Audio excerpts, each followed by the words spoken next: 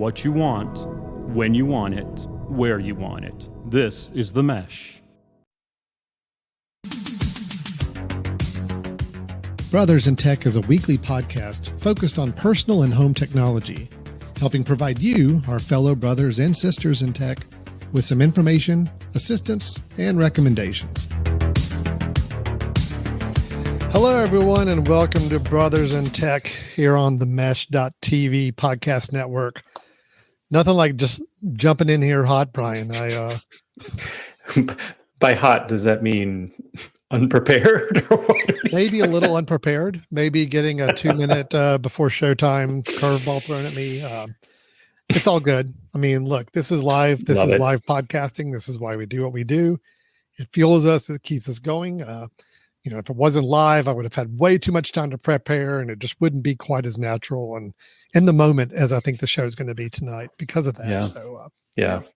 I mean, because usually you're incredibly prepared, and this is going to be a different, This is going to be a very different kind of show. No, actually, it's going to be exactly like I was going to say, notice my sarcasm, right? Notice my sarcasm. All right. Well, my name is Alan Jackson. This is Brian Jackson to my right on the video screen. If you're watching us, if you're listening, we're not in stereo, so you're not going to hear one on one side, one or the other. Although that is a really cool idea for. When are we going to do that? Spatial audio. Spatial brothers in tech. Brothers in surrounding tech. You. And a wall of sound. We're not quite there yet. So instead, we are here to talk about technology. We get together every week. We talk tech. We talk personal technology, home technology, whether it's software that you're using, whether it's gadgets and tools, whether it's home automation, anything kind of bouncing around, especially in the Mac and Apple world is kind of where our interest and passions lie. But that's where we like to talk about some ideas and trying to help people out there make better use of the technology that surrounds them right now in their home or with their families. And Brian, today is always kind of something we look forward to every month. It's kind of we get through the other episodes just to get to this episode. Is that kind of the way we look at it? So it's exactly right, especially when we're prepared. But even when we're not, I think we still look forward to this. Oh, we absolutely This is the fun. This is the fun episode. This is our BiTS episode. And for those who are not down with the acronyms, BiTS is our Brothers in Tech Suggestions, BiTS. That is where we come up with a couple of suggestions to share with you of some things that could be a gadget, could be a tool, could be a website, could be an app, could be a home automation device, anything in that lump category of tech, we're here to recommend for you and suggest. And in most all situations, there are things that you and I have either started using or have been in contact using. Sometimes we'll throw out a suggestion of something we're experimenting with, maybe testing, but we want to go ahead and give a kind of an early recommendation on. It's also a good time, Brian, if there are any suggestions that have been made in recent months that we need to retract, or we need to clarify in any way because maybe we were misguided with our suggestion.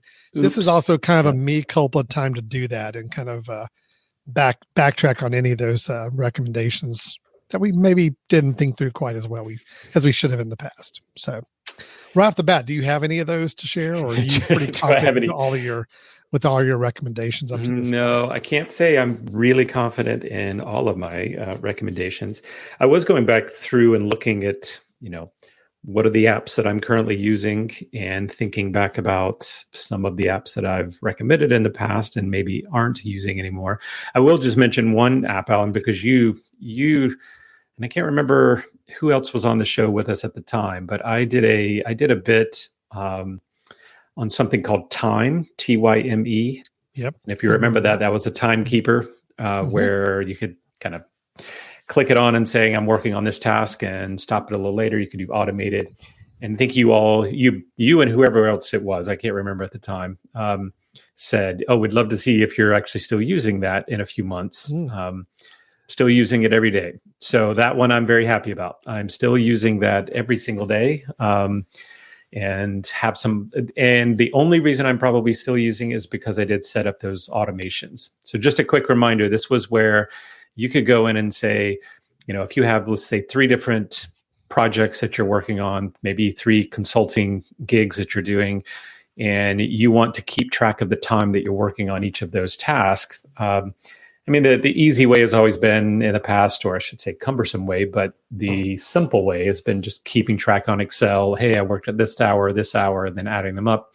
So this does that for you, but it also creates billing where you can say, how much am I charging per hour on each of those tasks? And it will calculate that for you. Brian, remind me the spelling of this one. Tyme. Tyme. Time. And I think it's time 3, maybe 3. I want to bring this up. 3. I see it. Okay. Yeah. So here we go. This is the app you're talking about that you're still using, which I think is important to kind of note. Yep. Let's see here. Here we go. Okay. Yeah. So this is it.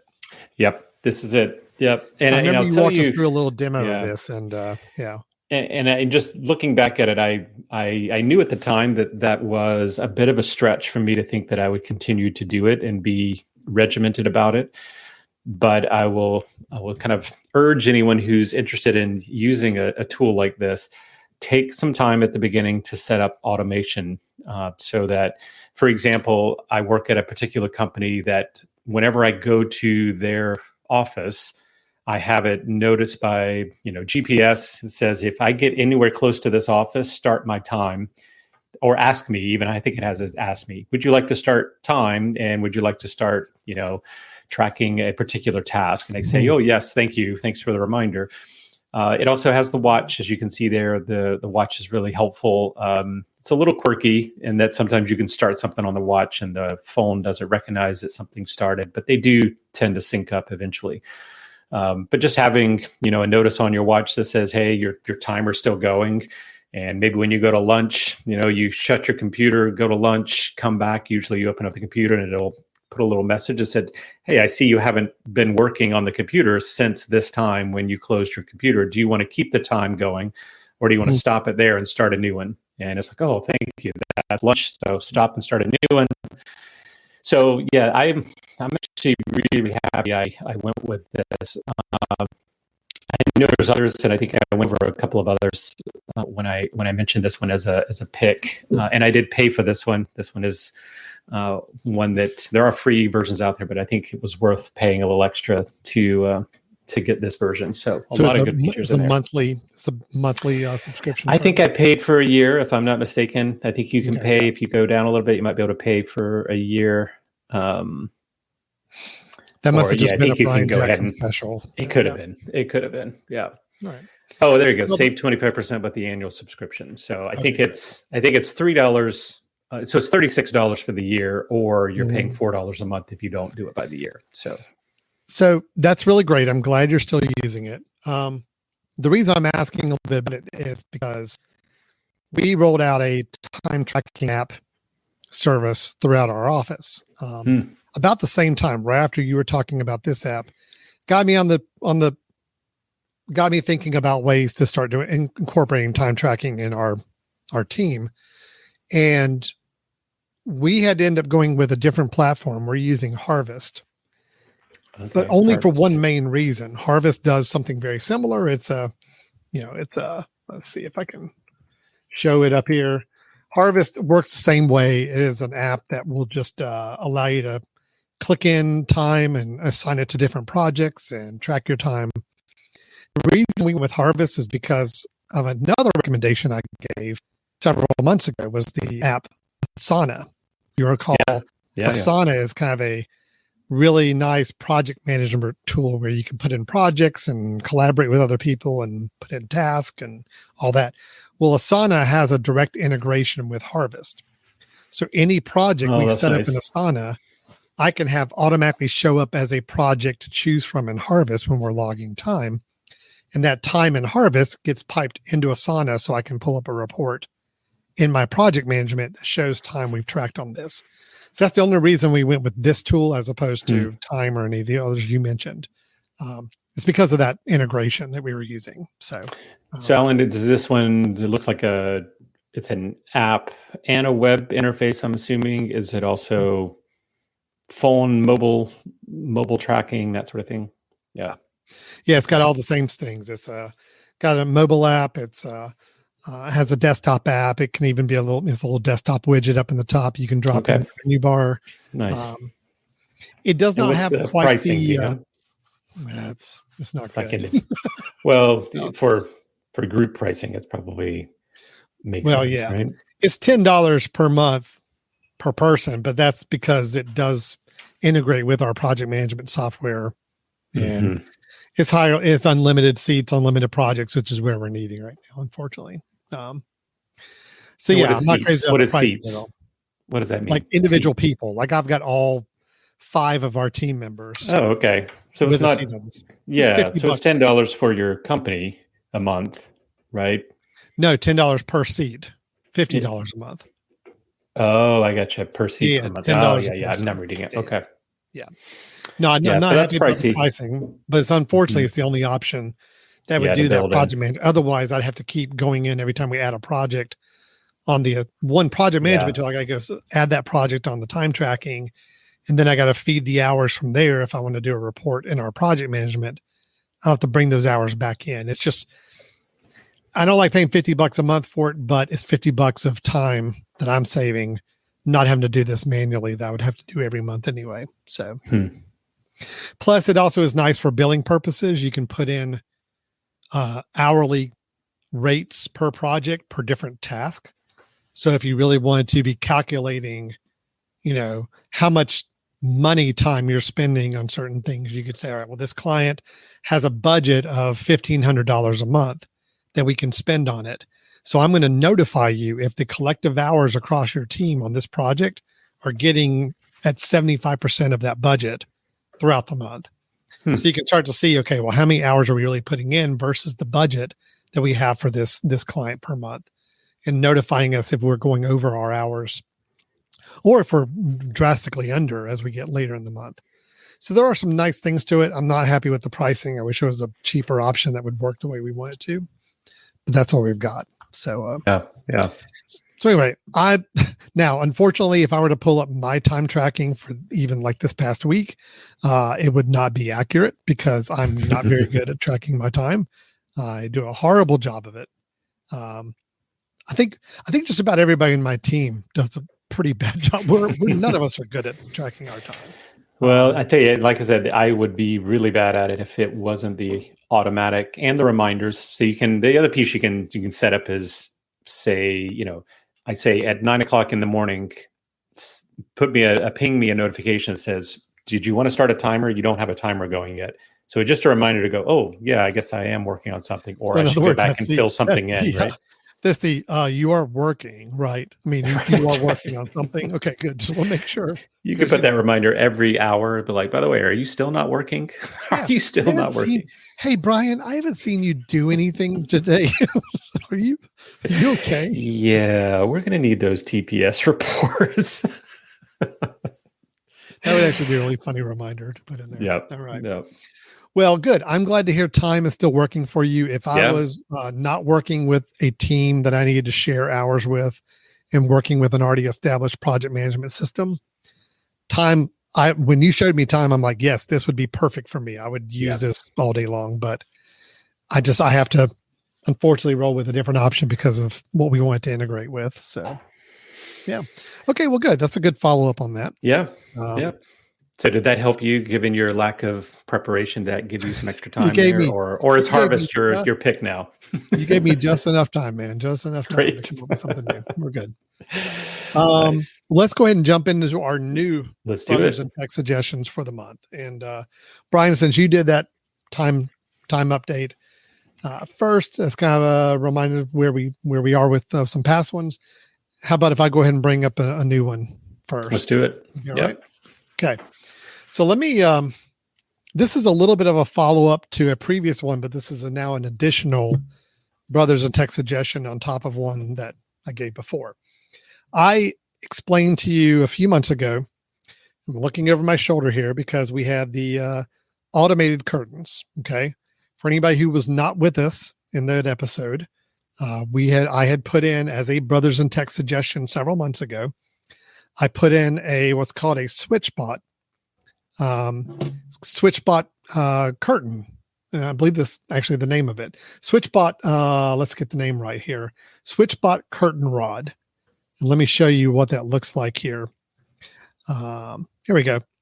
So this is an automated curtain opening and closing mechanism that works with your home automation software. Now, that's the way it kind of fits into your curtain. It works really nice. You have two of them if you have a double open curtain.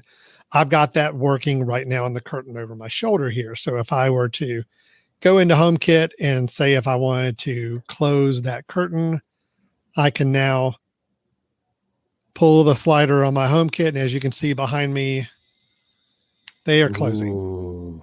Okay. Really cool. I love it. Yeah. Right. Yeah. Here was the one drawback with that when I bought that product. And we talked about this is that it did not have HomeKit integration. Mm-hmm. Okay. It was one of those tools where you could use it. It had its own app that you could get on your phone for SwitchBot, the company that makes it, that will let you to control it. And it would work with Alexa or work with Google. What's the Google? Yeah, Home? Google Yeah. Home. Yeah, Google Home. Mm-hmm. But it would not work with my HomeKit. I had to go in and rig up a using the RF hack that we talked about a while back, the little RF receiver. Go in and program that, find the codes for it. It was kind of a mess to get it, but once I got it, it worked. It worked fairly good. I mean, it was maybe there were times occasionally where the curtains would not open all the way up when they're supposed to. Little tweaks, little things that kind of were a little bothersome with it, but it worked for the most part. I was pretty happy with it. Well, the company SwitchBot actually just released a new product, and this is called the SwitchBot Hub 2. There's a couple reasons I want to give this as a suggestion. I have one here to show. Okay. Ooh, This is a hub. It is a hub just like you would get for any other home automation system, where it is a little device you plug into your network, and it's meant to communicate with the devices that are made by this manufacturer in your home network. But the Hub 2 does a couple things a little different. First off, let me hide this. As you can see from my demo, it is an actual little screen. It's got a little stand on it, so you can set it anywhere you want. That is obviously temperature you're seeing there. It has humidity across the top as well. Now, I've got it turned off right now, but there are actually two buttons. Oh, right there they are. Oh, yeah. That you can program on the front of this to do different things. And you can actually make them hot buttons to trigger actions or scenes as well. So imagine you've got this just sitting on your desk. It's just a nice little keeping tabs on your temperature and humidity.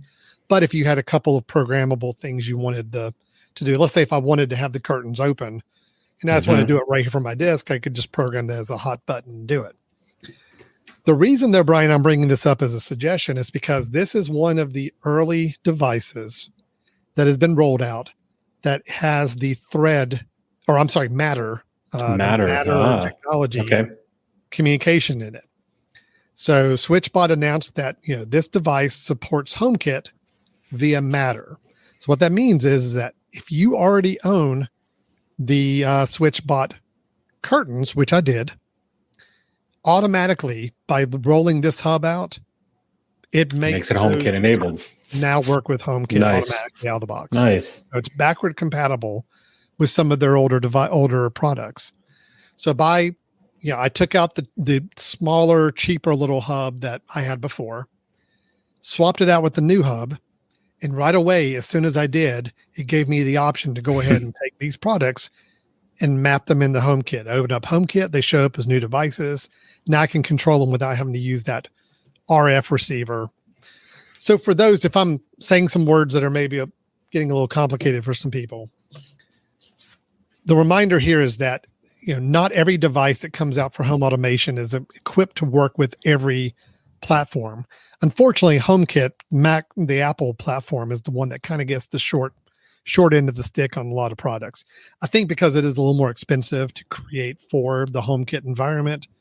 So a lot of products don't always incorporate HomeKit compatibility right off the bat. Matter is a new kind of industry standard across multiple companies, including Apple, and Google and Amazon that have collaborated to say, this is a new technology we're going to let companies incorporate into their products that will allow their products to work with any home automation platform regardless. So in other words, the manufacturer doesn't have to make this to be HomeKit compatible. It just becomes HomeKit compatible if you have a Matter enabled device. Okay. So they've started rolling out, some companies rolling out these products. This is the first one I've actually brought into my home. And it was because I really wanted to get those curtains to be native HomeKit operational and not the kludgy way I was having to do it before. Yeah. So far, so good. It works flawlessly. I mean, the curtains work very, very reliably now. Never have any issues. I don't have to worry about using that Homebridge RF connection hack anymore. It's just a nice feeling. And plus, it's just kind of a nice little device. I mean, it's kind of a nice. It is cool looking. Yeah. Works here really nicely on the desk. I mean, not that I need to know what my temperature is all the time when I'm sitting here at the desk, but it's not a bad looking device on its own. So can that screen change? Can you say make that a clock? I have not clock? found a way to make it a clock. No. Okay. Clock would have been. It seems like that would be pretty cool for me because I keep talking about how I'd like to have a clickable way of turning my lights off after my wife is already asleep and I don't have to say the words out loud to say goodnight. Yeah.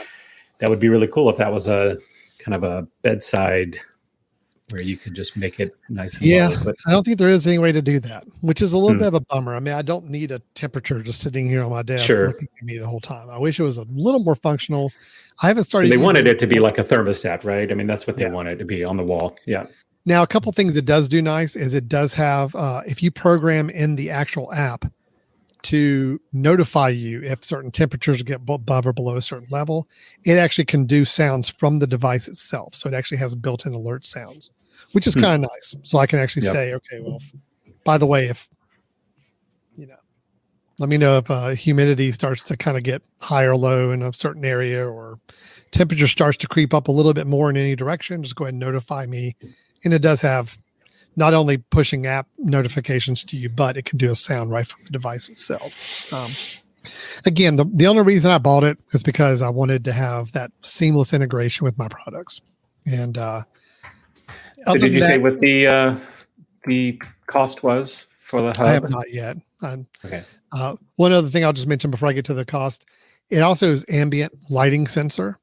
So another thing you can tell it to do is if you wanted to do a little programming on it and say, if this light sensor, if the light drops to a certain degree, then turn on the lights in the room or something. Again, because it's HomeKit compatible, you can now start to script it that way. So having a light sensor in there is kind of nice because I don't have anything in the room that really detects the lighting in the room.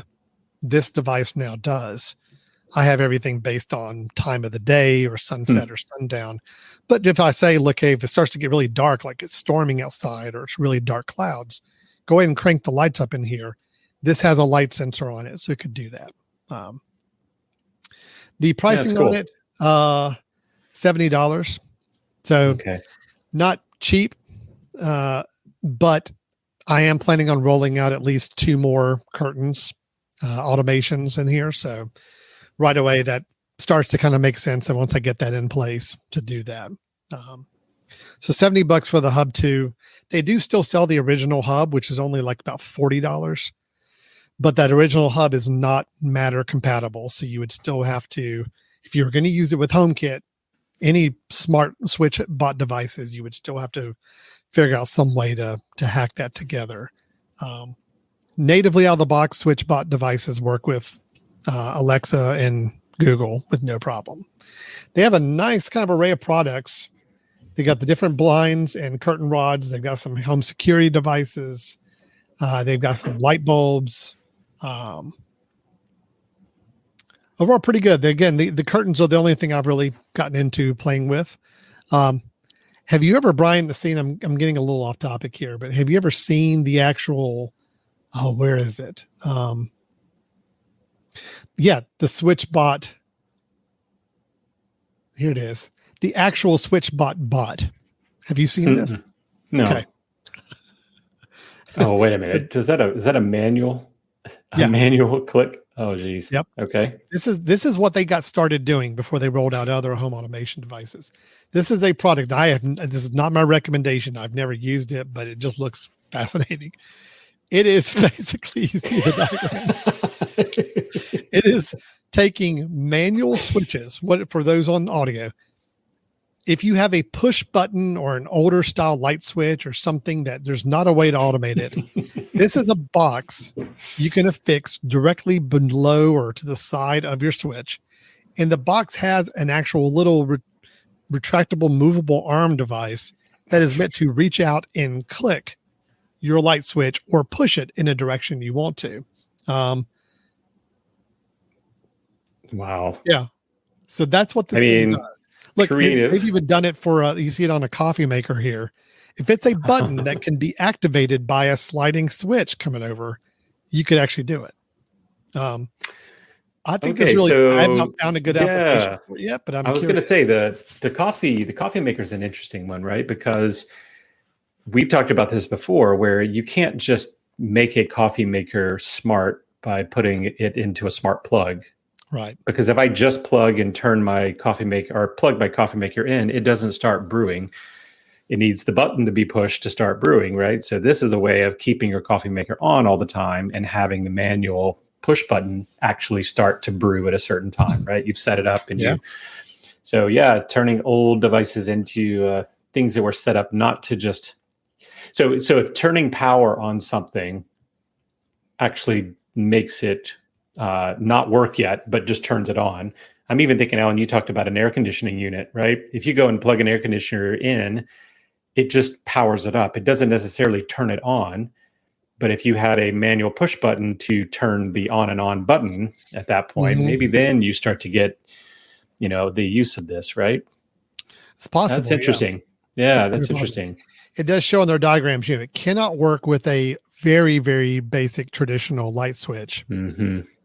But it can work as saying with a little more modern toggle switch for a light switch, or other little ones that basically this box has to affix in just the right position to where the little retractable arm will actually depress or slide over whatever button you need to turn on. Anyway, I just thought this was really fun. Here's one with an alarm clock. You see it on top of the alarm clock. Yes. Oh, that's fun. That's fun. So that is the actual original SwitchBot bot. But again, not my suggestion. I just think it's a cool product. I'm kind of I keep looking in my house for where could I try this out and try to use this. But my recommendation was the actual SwitchBot hub. Again, a little more pricey than I wanted it to be, but I do love having it completely integrate my curtains into my home kit. And now I'm a little more likely to look at the products that they're selling. If there's ever a new product I want to get in the home, if it's already going to work with this hub, that just saves me having to get another stupid hub for another vendor, which unfortunately I've got 3 of them right now. And I'm trying to figure out how to consolidate them as best as possible. So, well, $70 is not cheap, but it's also, I have yet to find hubs for less than 50. I mean, they're always hitting you with 50 up to 100 plus sometimes, depending on what it will do. So, yeah, my favorite companies are the ones that release products that do not require a hub. That is great. I wish that was the case here, but unfortunately, I cannot find another good curtain opening automation that works as well as this one does. So that's where I am. That was my recommendation: is the SwitchBot Hub 2. If that is a reason for maybe somebody to pull the trigger and doing the curtains or some other things in a HomeKit environment, this is the way now to do it. So, very nice. Well, I am going to change. I'm going to do a little shift here of change what I was going to have as my first pick based on what you just presented. So, Alan, I'm going to show something that I think you'll appreciate now that I've heard what you've said. So, Alan, if you want to go ahead and share my screen. So I'm going to show you what I have recently installed in my house for a couple of different reasons, which is the Casa HomeKit Smart Dimmer Switch. And so what this is and this is the I'll three tell you pack, what, and I Mike, bought a 3-pack. Yeah. can Oh, you yeah, I'm gonna stretch expand out it. that window just a little bit? No, just stretch it out. Yeah. Just I take the gotcha. window and kind of make it a little more rectangular. Yeah, that starts to fill There in we a little go. bit better. And you can zoom Yeah. in. There we go. Great. Okay. Perfect. Thank you. Yeah. My So old eyes. I know I'm only a few you years older. need help. I The know. eyes I know. go downhill so completely I fast. should have remembered. I should have remembered. I'm going to talk a little louder too, so you can hear me, Yeah, Alan. please. Yeah. So actually, these are light switches, and so let me give you my dilemma, Alan. We just, I think you knew we just built kind of an extension on our house that was kind of an outdoor living space where they were putting in lights, and I really, act surprised, right? You don't keep up with me at all. No. I'm sorry. No, it's about something else. Go ahead. I'll explain Okay. my surprise in a minute. So Okay. So we were putting kind of this extension on our house where we were going to have some can lights put into this new area. And the can lights, there were going to be 4 can lights. And I was, initially I told the builder, I said, listen, I want to make these smart lights. I want to make sure that I can control these because I don't like having very bright lights in an outdoor space. But I also want to make sure I have lights. So with these can lights, obviously the way you would normally control those would be all of those can lights on one switch, right? You turn the switch on. So my first thought was, okay, I could look for 4 different light bulbs, smart bulbs, so that I could go and say, turn on the outdoor lights and have them all grouped together. But then I thought that's crazy, right? I really need just the switch to be smart because that's the way I'm going to control. I don't ever see myself having a need to control 2 of the 4 or 1 of the 4. Mm-hmm. So what I started looking for was a good smart switch that would allow me to dim. That's the other thing that's really important here, that it's dimmable. A lot of the smart switches aren't dimmable. So you could put in a smart switch that allow you to go into HomeKit or Alexa or one of these other services and say, turn on that light. And it's just a on and off, right? Click on and off. But I needed something that was dimmable. And then I also wanted the ability to hopefully move it to HomeKit in the future if I decide to go that direction. So this is what I came up with. It is for Casa. And the reason I like it, one, you mentioned earlier, there is no hub, right? No hub required for Casa. Casa TP Link, right? They don't require a hub. And I have a couple of other switches in my house that are from Casa, and they've always worked well. They're not the most, they're not the sexiest of devices all the time. They're pretty simple outlets on and off. But I ended up using these, and what's nice about them is they will fit into a regular light switch area. I ended up putting 2 of these next to each other. Okay, so on our outdoor space now, we have a center light that's like a chandelier light, and then we have 4 can lights that are all on one switch. So there's 2 switches for the chandelier light and for the can lights. I made them both smart. Put them both into a dual gang, the double gang light switch box. They both fit. Linked them both up, and it actually did a really nice job. So I can now say through Alexa, turn on the outdoor chandelier to 20%, or turn it on to 100%. Mm-hmm. Or I can group them both together and say, turn on the outdoor living area to 50%. And it does both of those together because I've grouped them. So works really well. Price wise, it's one of the best prices that I found for these types of switches. So for those who can't see that's $60 for a 3-pack. So you can get 3 of these to be able to do my that. eyes got big at the beginning of your recommendation for 2 reasons. One, I did not know that Casa, whatever they're pronounced, TP Link, had released light switches that were HomeKit compatible. And then 2, the price. Yeah, $60 for 3 is pretty nice. So, Yep. And it's nice. Now, I read a lot of the reviews of these, and you'll see a lot of these out there, some that are not the brand name that Casa is. You'll see some that are just, Chinese company makes one and says, oh, it's dimmable and it's whatever. And if you start reading the reviews, you'll see didn't last very long, or the buttons are not, easy to click. I'm not the biggest fan of the way these buttons work. Let me just tell you quickly how that works, Alan, if I zoom in here.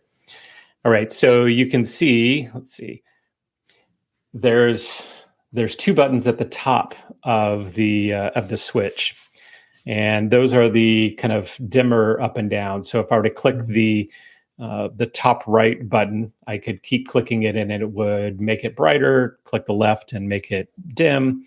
The center button is actually just a toggle switch. So that big center button, you click it once and it's on, you click it again and it's off. So it's not a toggle up and down, it's just one click in,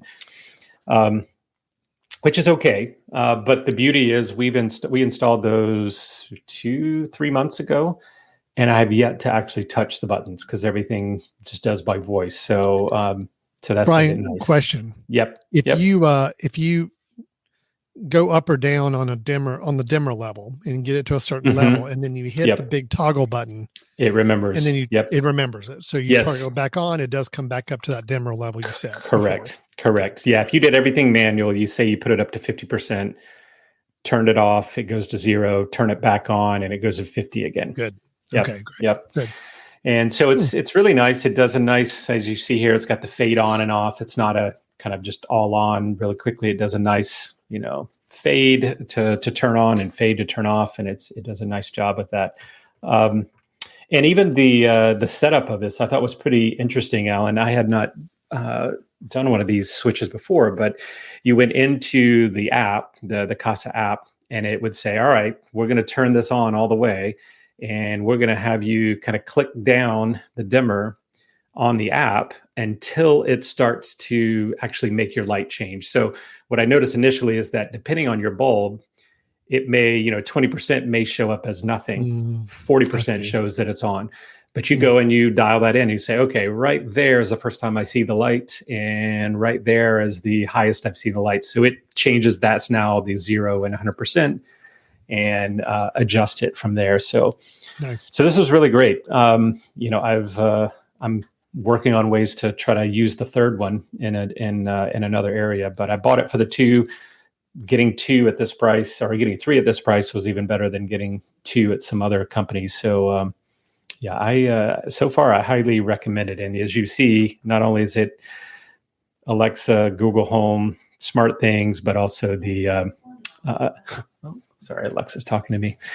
But also the HomeKit, which was a big thing, I know, for you. Yeah. So I hope everybody understands and pays attention to the fact there is the HomeKit tax on top of this. They make a version that is not HomeKit compatible for $12 cheaper.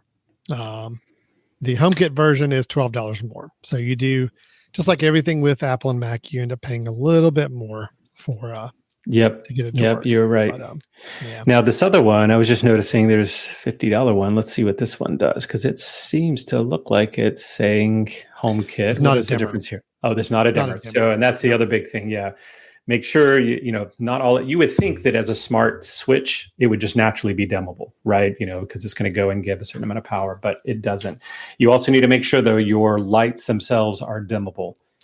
Make sure you have the dimmable bulb and the dimmable fixture itself. The fixture needs to be dimmable and the bulb needs to be dimmable and all of that stuff. So, but this is good. Very good. Yeah. I like the price. I like HomeKit out of the box. I like no hub. It's all good stuff. Great. So I have definitely got this one bookmarked as something to consider myself as well. Good. All right. All right. You got another one? I do. And Brian, I can't remember. I cannot remember if I've mentioned this app or not, but I've got a reason for recommending it, even if I haven't before. Even if I have mentioned it before, there's at least a reason I'm going to bring it up again. Desktop or financial management software. We've talked about some different services. We even had episodes in the past where we talked about some different services available for people to manage their money, manage their finances, manage their investments, and so forth. I use some online services to do some different aspects of my financial management, but I've always used a desktop app to make sure that's my checking account management. That's my credit card management. That's my investment management all in one app. And it's a desktop app, but also having a mobile app is a nice function as well. And again, I cannot remember if I've recommended this or not, but this is the app MoneyWiz. I am bringing it up, even if it's been suggested before, I'm bringing it up again for a very, very key reason. MoneyWiz is the app I use for personal finance. It has gone through several iterations. I really like the latest version. It's very easy, simple to use, graphically pleasing to look at. It does everything you need it to do. It'll sync up with your bank to download transactions and sync them on your checking account. You can have a cloud sync of your account. So that means if you install the app on your phone or on your iPad or any other device, you can sync them all together. So it's always got each other up to date. Let's see here. You basically go in, create all your accounts. It'll do automatic updates whenever you open up the app. It uses one of those online transmission services to communicate with your bank and download transactions. You can set up budgets. You can do all the things a good personal finance app ought to do. It has a really nice bill reminder. Like you can go ahead and put in every month on a schedule and say, well, look, on the 10th of every month, I normally have this bill come in. So go ahead and put it on there as a reminder, and it will come up and remind you, oh, hey, has this bill come in? And if you want to put in the exact amount, or you want to go ahead and put this in your cash flow to pay it, it can manage all that as well as automatically forecast all of your income, paycheck deposits, whatever. You can forecast all of those and put them on a schedule, and it's pretty nice. I've been using this app for a while. I think because years ago I struggled with finding a really good desktop app that I wanted to use for managing all this. And when I first started using this, MoneyWiz was not my first choice because I didn't like the earlier version of the app. They have made a lot of improvements. It's now to a point where I really do think it's a good app. The reason I'm recommending it, though, is because I had been paying a monthly fee to use this app because the SetApp, SetApp subscription of software that you and I have talked about plenty of times, that I am still a subscriber for. SetApp had a subscription. As part of the subscription, you could get the older version of MoneyWiz as part of the subscription.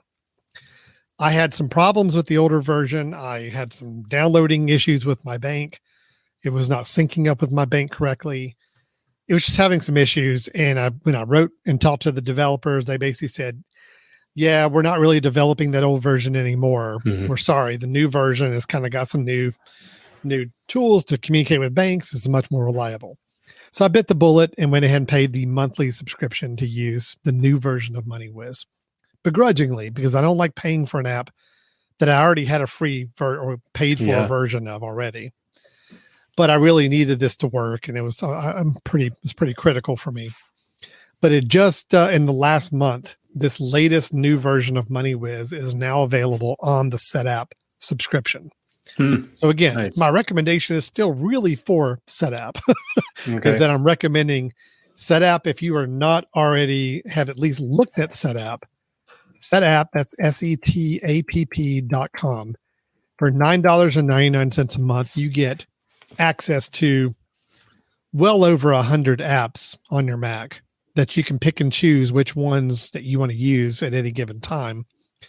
It already has some of our favorite apps on it. Clean My Mac, which is something I live by every week for keeping up with the maintenance on my Mac and so forth. There's at least 8 or 9 apps I use on a regular basis with this. And I know we've talked about this service so many times. But I am saying right now, another reason that I'm happy I'm a SetApp subscriber is that MoneyWiz, an app I really do use daily for financial management, is now on the latest version of it, which is really nice, is on SetApp automatically. So it was such a nice satisfaction, Brian, to cancel my monthly subscription to an application. Yeah. Say, nope, I don't want to pay that anymore every month. And instead just open up the version that came with SetApp, log in with my account, and boom, I'm there. It's paid for. I don't have to pay anything more anymore. So So that's my recommendation there. The website for MoneyWiz is wiz.money. And I think it's great. If you don't have SetApp, the pricing on this is $4.99 a month. Just $5 a month for access to what you need. And that's the premium, right? That's what SetApp gives you is premium or the standard? Yeah, no, it's the premium because I've got Nice. all the bank Okay. syncing. Yeah, you can do $24.99 a year, and it has cloud syncing between devices, but it doesn't do your bank sync. The bank sync comes with the premium, and that is what's on SetApp. SetApp has got the Okay. premium because I am syncing with my banks, and it's working great. So I'm saving $5 a month, basically, is what I was doing. So already that paid for half of my SetApp subscription, which is nice. So I think that's great. But again, some people can use some online websites, and there's a lot of different tools. Mint, I know we've talked about some other ones comparable to that. Many people, I'm sure, can manage everything on those services and feel good about it. With me, for a lot of budgeting, forecasting, and just needing to have it kind of local on my computer and not be based on a website, is my preference in managing with this. And this is the app I'm happy to be using right now. So nice. Yeah, that's good. I don't think you've brought that up before. So good. That's Okay, good. No, I think. Yeah, the app itself doesn't do anything revolutionary. It's a very standard, enter your accounts, check your, kind of calculates a net worth for you every time you log in. It updates your investment accounts if you've got them logged in real time. It's a pretty straightforward, but it looks really nice. It's very easy to use. It is cross-platform, so everything or cross-platform between Mac and iOS, and so overall, it's good. And now I don't have to beat myself up paying $5 a month for it anymore. So I'm very happy about that. So yeah. Well, unfortunately, you are slowly starting to pull me back towards SetApp. I have not been with SetApp in a couple of years now, and I realized that I'm now using a calendar, BusyCal, that's part of SetApp, and I clean my Mac as part of SetApp, and now you just gave me a third one that I think would be really helpful. So well, Brian, maybe pulling me back in. There are 12 apps I use on a regular basis with SetApp. I'm using To-Do is my to-do list for my personal to-do items. I use Bartender, which is the menu bar organizer that allows you to kind of keep your menu bar a little tidier with icons. I use BusyCal as my calendar right now. That is part of it. Busy Contacts is kind of the supplement for the address book I use. Chrono Sync Express is a nice synchronization I use for anytime I want to take a drive, an external drive I've got, and I want to duplicate it to another drive. It can sync it up really nice. Clean My Mac I use. It's got a VPN app on it that I use whenever I'm traveling, and I just want to kind of turn on a VPN to keep secure. Downy is the app that allows you to download videos off of YouTube or Vimeo, which I use about daily. Forklift is my FTP app I use for a lot of web work I do. I need to get FTP access to a lot of servers. And then MoneyWiz, the app I just talked about. So that's worth $9.99. Yeah, for sure. You absolutely are making use of it. That's great. Yeah. Very cool, Alan. Yeah. I think you may have given me something to try. Do you know, do they have a trial period? A trial on which? Oh, on just MoneyWiz. To see if it's worth. I know they've got it on SetApp, so I guess I could do SetApp trial. It's a 1 week trial. Okay. 1 week trial on MoneyWiz. And SetApp, SetApp, I think, does a 1 week as well, doesn't it? I don't know. I've got it right here. Let's see. SetApp for 7 days. Yep. Try free for 7 days. So I might. Yeah. Interesting. 7 days is just long enough to feverishly try to get it all set up and installed, and probably maybe not enough time to really put it through its paces, but Nice. Do you have a second one, Brian? Or I do. I have cash out here. Nope, I do. I've got one more, and this one will be fairly fast because I can tell you that I'm gonna give you a recommendation for something that, one, I don't think you'll need, Alan. I'm not sure us or any of our friends might need, but yet I found myself needing it for a very particular use case. And so I thought I would share it with you. So one of the things with some of the consulting work that I do, where we're working with mobile applications and trying to get these apps to run efficiently and all of that. And I had never really paid attention much to the overheating of mobile devices and how that can affect the performance. Because, for us, if you're using your phone and scrolling websites, or you're, looking, even playing a game, that you may not notice that it's the frame rate might be changing. If you're using video, the video frame rate might change. The ability to process certain things start to change. When your phone overheats, and any device overheats, the performance starts to suffer. So I knew that was the case with computers. I guess I didn't really thought that would also be the case with phones. I know sometimes I've used my phone, maybe with video and all of that, where it started to get warm, but didn't realize the degradation of performance until I started looking at things like frame rates and all of that, and seeing that heat was absolutely affecting the performance of some of the things we were doing. So interestingly, we thought, well, how are we going to continue to use this? Are we going to have ice packs that we throw on there? Are we going to, turn it off and make sure we turn the screen off and set it aside, but we can't use it for more than a few minutes in a row because it was a heavy processing? And turns out they actually make what they call phone coolers. So this is a fan that clips on the back of your phone and will help cool it down. So here's the phone that I've been using, and I just actually turned an app on that would make it warm up a little bit. And I'm going to throw that away. Let me see if I can this one, I want to see if I can get you bigger on the screen. Hold on here just a minute. Okay. Nope. Well, let me do this other way. All right. There we go. All right. So here's the phone cooler. You can see it's just a fan that clips onto the back of the phone. So you'll see now it's on the back of the phone, right? I'm just going to turn it on. Where's the on button? Yep. Okay. And I don't think, you can probably barely hear it. I'm going to put it up to the microphone. I hear it. Sure. You can barely hear the fan, right? Okay. Yep. You can't really hear it. I can't hear it with my headphones in. But what's nice about this particular one, and again, I'm putting it up here close to where the cameras are, and that's where a lot of the heat builds up if you're, using the phone a lot. And sure enough, this particular one, and I'm going to share a screen with you here. And there we go. Let's see. So this one that I grabbed is called the Fun Cooler 3 Pro.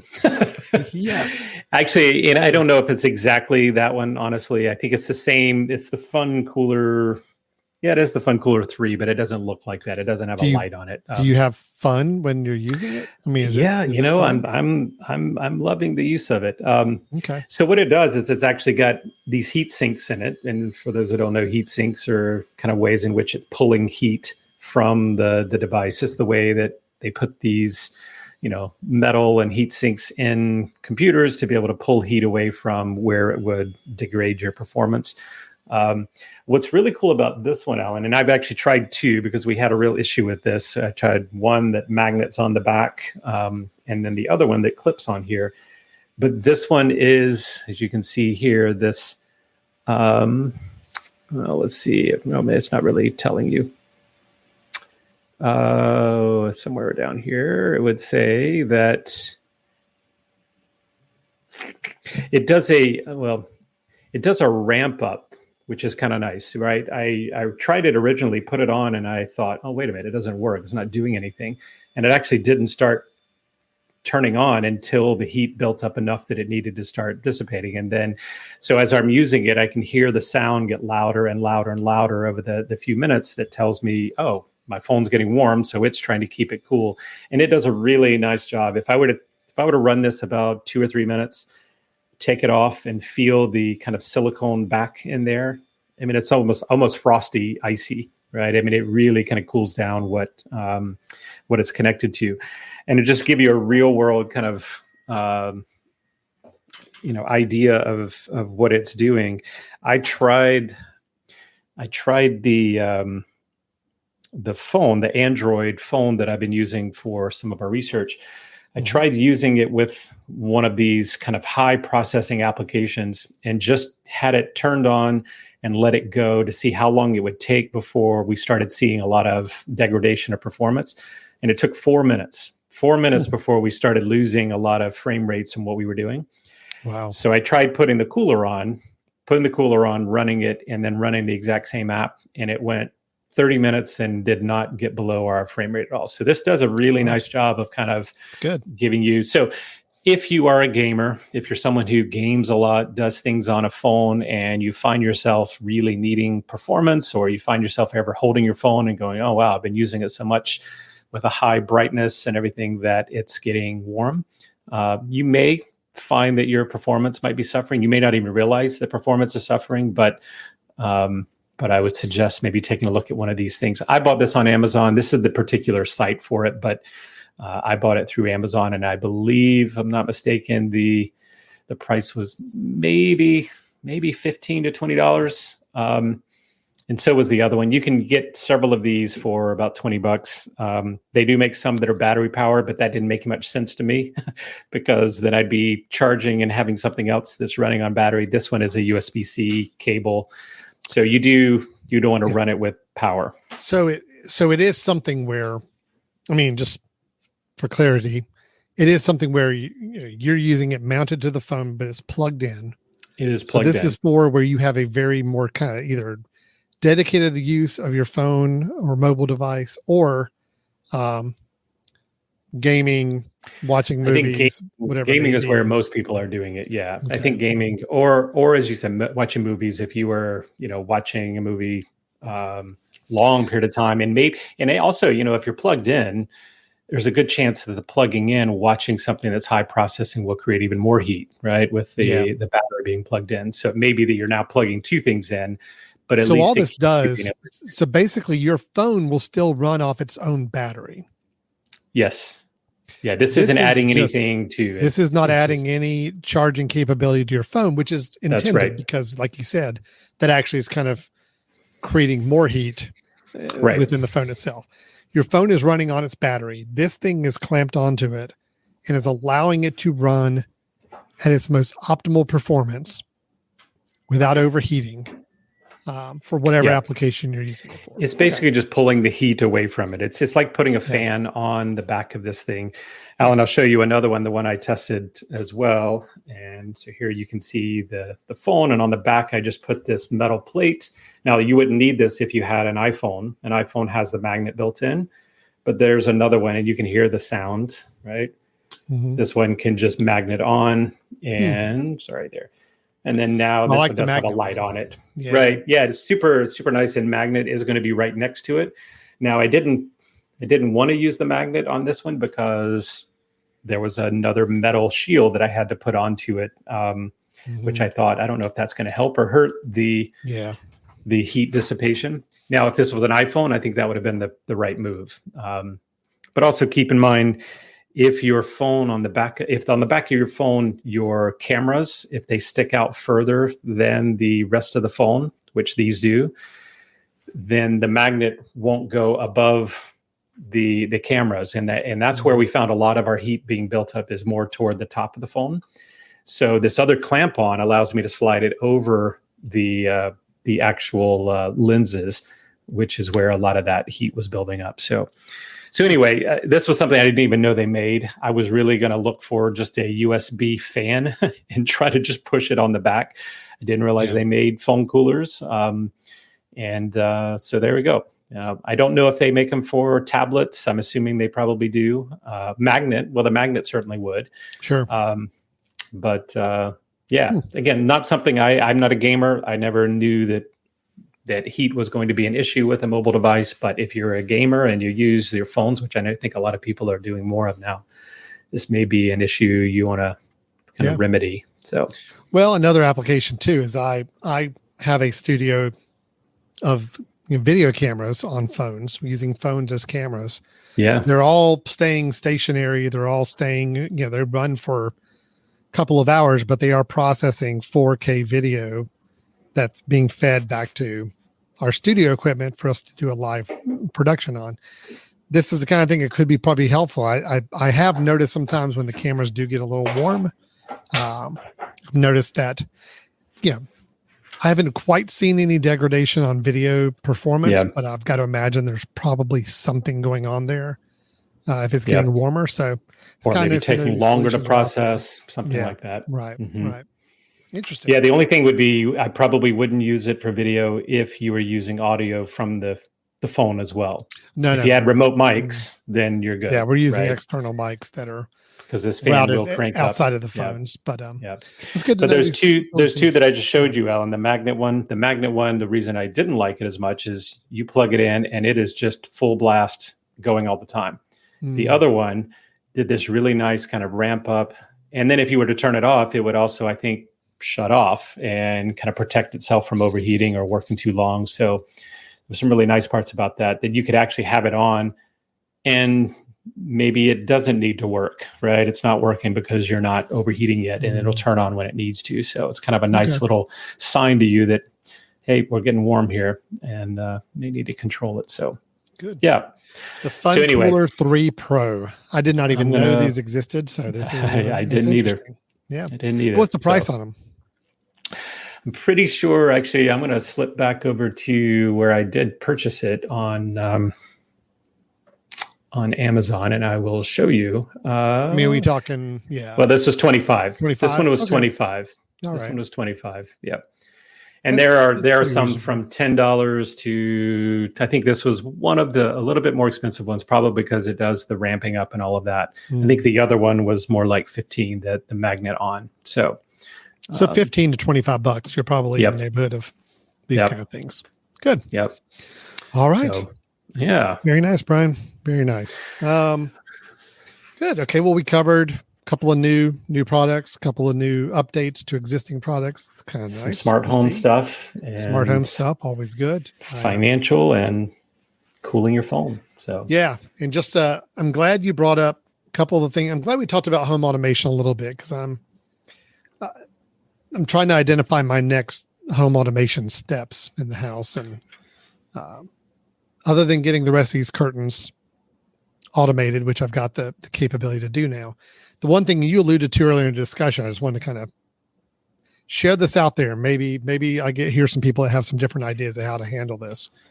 So the one automation tool or project I'm working on, and maybe I'll be able to talk about next time we get around to our bits next month.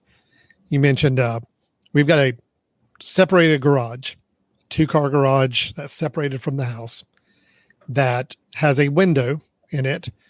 We took an old air conditioning unit that used to be in this old house that we are in now, but we removed it when we put in a new air conditioning system in here.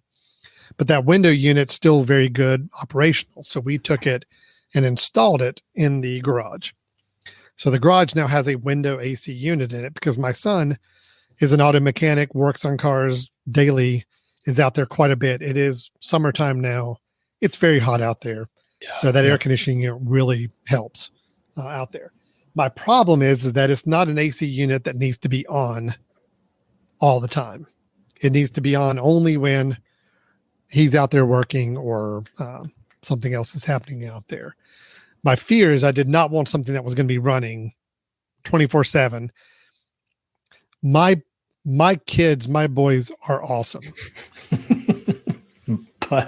But remembering to turn off things is not their strongest suit, especially the one in the garage.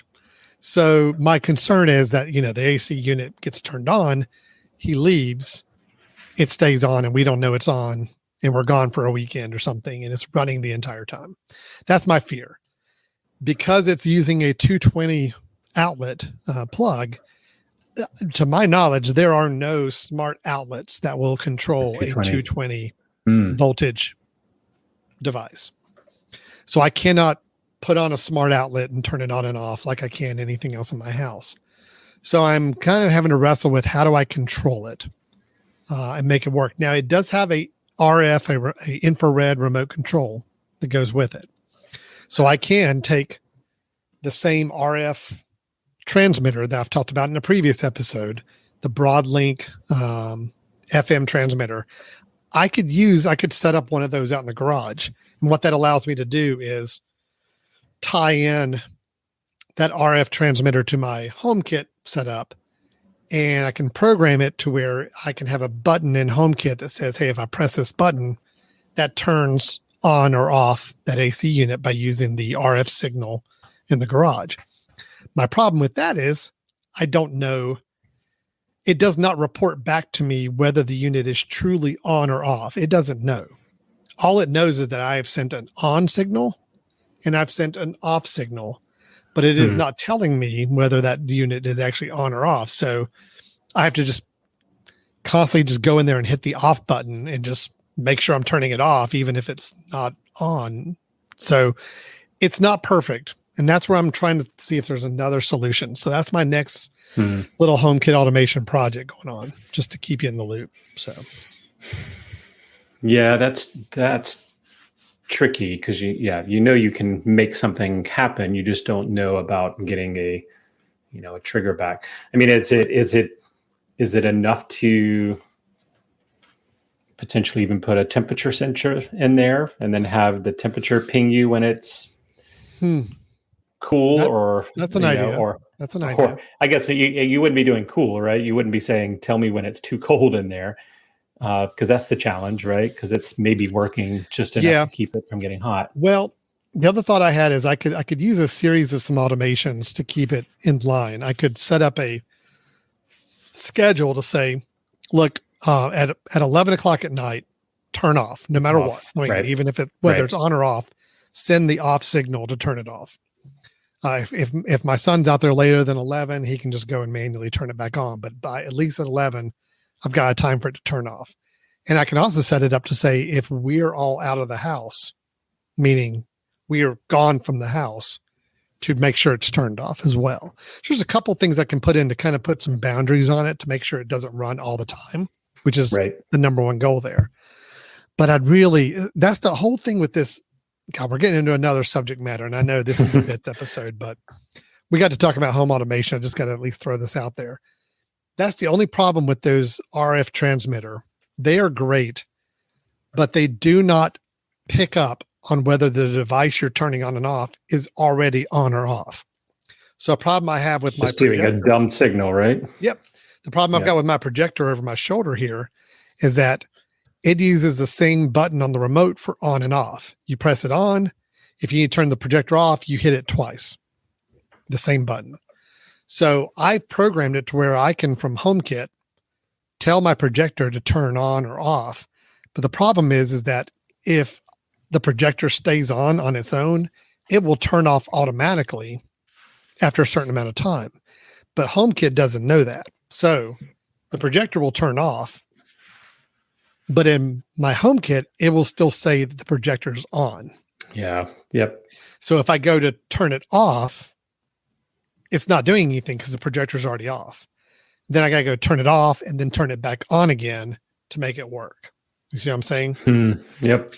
So it's just, I wish these RF transmitters had some way of picking back up the on or off state of the device it's trying to control. But, anyway, that's my challenge right now. If the problem I just described resonates with anybody out there, please let us know.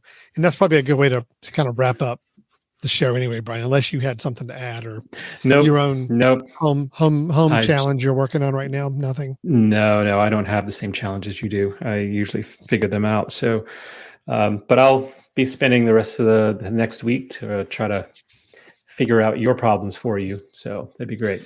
Well, if anybody wants to see if they can beat Brian in helping solve my problem, Brian, how can they reach out to us and let us know they have a solution for it, or just anything else they want to comment on from the show? Yeah. First of all, if you have a solution, why don't you wait a little while just so that I get a chance to fix it? But if you, after that point in time, want to send me a solution, it's info@themesh.tv. Email us info@themesh.tv. You can also go to our website, which gives a way to contact us, and that's www.brothers-in-tech.com. All right. That'll All right, do Alan. it for today. We're going to go and wrap it up. Thanks for checking out our BiTS episode. Hope you found some interesting products or services, or maybe just something to keep in mind for the future that in case the need arises. As always, we will continue using these products and be able to report back if there were any issues or things we need to amend our recommendations for in any way. We will certainly do that. Brian is still time tracking. We're happy to hear that. I am. I'm keeping track right now. We're going a little overtime, so let's go. We got to wrap speed it up here. Yep. All right. Listen, everybody. Thanks a lot for watching. We will talk to you guys next week. Take care. Bye-bye.